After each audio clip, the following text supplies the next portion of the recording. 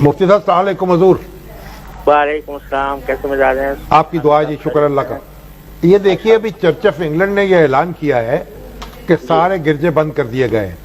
मुत्तहिदा अरब अमारात में भी मस्जिदें, मंदिर, गिरजे बंद कर दिए गए हैं। लोगों से कहा गया कि आप नमाज घर पर पढ़ें, सिर्फ अजान होगी। तो क्या पाकिस्तान में अभी तक हम इस पे बहस कर रहे हैं कि जुमे का इज्तिमा कैसे होना चाहिए और वहां फर्श जो है उसको किस तरह साफ करना चाहिए? तो अगर कोई ऐसी पाबंदी पाकिस्तान में लगाई जा सकती है क्या? जी नहीं, मस्जिदों को बंद करने का कोई सवाल नहीं है। मस्जिदें तो खुली रहेंगी, अलबत्ता उसमें नमाज जमात भी होगी, लेकिन जितनी एहतियाती तदाबीर इख्तियार करनी है वो कर ली जाए। मसलन ये कि मैंने अर्ज किया था कि सुन्नतें घर में पढ़ें और वुजू भी घर से करके आए, और साथ में ये कि वहाँ पर जो इमाम साहिबान हैं वो करार जरा मुख्तसर कर लें ताकि इज्तिमा का वक्त जो है वो कम से कम किया जा सके। लेकिन मसाजिद को बंद करने का कोई सवाल नहीं है। ये वबाएँ आती रही हैं, नबी करीम सल्लल्लाहु अलैहि वसल्लम के वक्त से आज तक मुसलसल आती रही हैं, और उनके बारे में खुद हमारे फुक़हा ने गुफ्तगू की है कि ऐसी सूरत में क्या करना चाहिए। तो बड़ी वबाएँ जैसे ताउन की वबा थी, वो इतनी ज़्यादा कि कोई हद हिसाब नहीं है, लेकिन किसी मौके पर भी मसाजिद बंद नहीं की गई, और फुक़हा किराम ने इसके ऊपर बहस की है कि ऐसी सूरत में मसाजिद को बंद न किया जाए। और इसके ऊपर ज़माने में फतवा हमारे कदीम फुक़हा के भी हैं, और अज़हर, जामिया अज़हर के भी हैं, और दूसरे जो मराकिज़ हैं फतवा के, उन सब ने भी इसको इख्तियार किया है, ख़ासतौर पर इसलिए कि ये अलबत्ता मुख्तसर वक्त के लिए नहीं, जो ज्यादा उम्र के अफराद हैं, जो मरीज हैं, दिल के मरीज हैं, डायबिटिक्स है, उनको ज्यादा खतरे में है, उनके बारे में उनको कहा जा सकता है कि वो नमाज़ें घर पे पढ़ लें। जी, उनसे कहा जा सकता है। इसी तरीके से जो लोग के खुद इस बीमारी का शिकार हैं या जिनमें अलामात मौजूद हैं, अगर से तस्दीक न हुई हो, तो उनको बेशक नहीं जाना चाहिए मस्जिद में, उनको घर में ही अपने नमाज पढ़नी चाहिए। लेकिन इसी तरह जो कोई ज़्यादा बूढ़े हैं और वो उनका खतरा है कि वो बहुत बीमार हैं, तो वैसे ही उनके लिए इजाज़त है कि वो घर में नमाज पढ़ें, तो मस्जिद में न जाएं। लेकिन कोई ऐसी पाबंदी आयद करना कि जिसके ज़रिए मस्जिद बंद हो जाएं, ये बिल्कुल ठीक नहीं।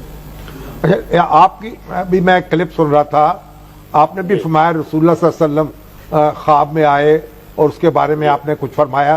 फिर और भी इस तरह के व्हाट्सएप पे ऊपर क्लिप आ रहे हैं, मुख्तलिफ लोग कह रहे हैं कि रसूलुल्लाह सल्लल्लाहु अलैहि वसल्लम ख्वाब में आए हैं, उन्होंने मुख्तलिफ सूरतें बयान करते हैं वो कि इस सूरत को पढ़ लीजिए, इस सूरत को पढ़ लीजिए।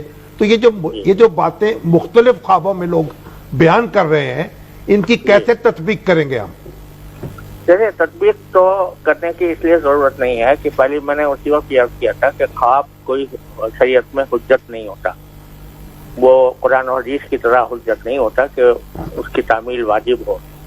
लेकिन जो है एक बशारत है, एक एहतमाल है, और उसमें कि नबी करीम सल्लल्लाहु अलैहि वसल्लम को अगर वाकई किसी ने ख्वाब में देखा है और आपने कोई तदबीर बताई है, तो और वो तदबीर ऐसी है कि जिसका कुरान और हदीस में कोई मुत्तसिल कोई तारुज़ नहीं है, तो वो तदबीर जितनी भी बताई जाए वो सारी भी दुरुस्त हो सकती है। यानी जिस तक जो पैगाम भी पहुंचे वो सूरा पढ़ ले। जी जी, बिल्कुल ठीक। तो आप ये फरमाइए कि अभी मुझे जो पहुंचा था वो बल्कि मेरे दोबारा भी उनका फोन आया मेरे पास, तो उन्होंने ये बताया कि ये फरमाया गया कि ये अल्फाज, ये जो 3 मरतबा सूरह फातिहा, 3 मरतबा सूरह इखलास और 313 मरतबा हस्बुनल्लाहु व निअमल वकील, ये पानी पर पढ़कर दम कर लिया जाए और उसके बाद वो सारा दिन वो पानी पिया जाए। तो एक ही बार? जी हाँ, एक मरतबा। मगर एक और मैसेज आया, वो मुख्तलिफ सूरतें उसमें बयान की गई कि वो रसूलुल्लाह सल्लल्लाहु अलैहि वसल्लम ख्वाब में आए हैं और ये कहा कि ये सूरत पढ़ी जाए। जी, बारह अगर कोई ये नहीं इस्तेमाल तो सब ठीक है हो सकते हैं, तो अगर सब कोई जमा कर ले तो क्या रह जाए। तो आप ये भी फरमाएं कि कोई दुआ जो है इस मौके पर पढ़ी जानी चाहिए मुसलसल। आपने बात दुआओं की तरफ निशानदेही भी की है, एक दफा फिर फरमा दीजिए। एक तो आयत करीमा जिसको कहा जाता है, ला इलाहा इल्ला अंता सुब्हानका इन्नी कुन्तु मिनज़ ज़ालिमीन, ये बहुत इसका व्यर्थ करें मुजरब चीज है। जी हाँ। और दूसरा जो है वो बिस्मिल्लाहिर्रहमानिर्रहीम ला यज़ुर्रु मअस्मिही शैउन फिल अर्ज़ि वला फिस समाई वहुव अस्समीउल अलीम, ये खास तौर पर घर से निकलते हुए, कुछ खाते हुए, पीते हुए, या कहीं किसी मीटिंग में जाना है, कोई ऐसी मीटिंग है कि जिसमें 2-4 अफराद हैं, तो वो सब उस मौके पर करने के लिए ये आयतें पढ़ें तो इंशाअल्लाह महफूज रहेंगे। आज ये फरमाइएगा कि एक बड़ी एहतियात के तौर पर कहा जा रहा है कि आप जैसी जो जय्यद शख्सियात हैं वो इस बात को स्ट्रेस करें कि हाथ मिलाने और बगलगीर होने से कुछ अरसे के लिए इज्तनाब फरमाएं, क्योंकि इससे वायरस फैलने का खदशा है। तो कुछ फरमाइएगा इस बारे में। जी, मैं पहले भी अर्ज कर चुका हूँ कि मुसाफा तो कोई न फर्ज है न वाजिब है, बस सिर्फ एक मुस्तहब है, और वो भी उस वक्त है जबकि उससे कोई तकलीफ किसी को ना पहुंचे। तो इस वास्ते अगर मुसाफा मौकूफ किया जाए और माहिरीन ये समझें कि मुसाफा करने से बीमारी फैल सकती है, तो बेशक उससे एतराज करें, उसमें कोई हर्ज नहीं है।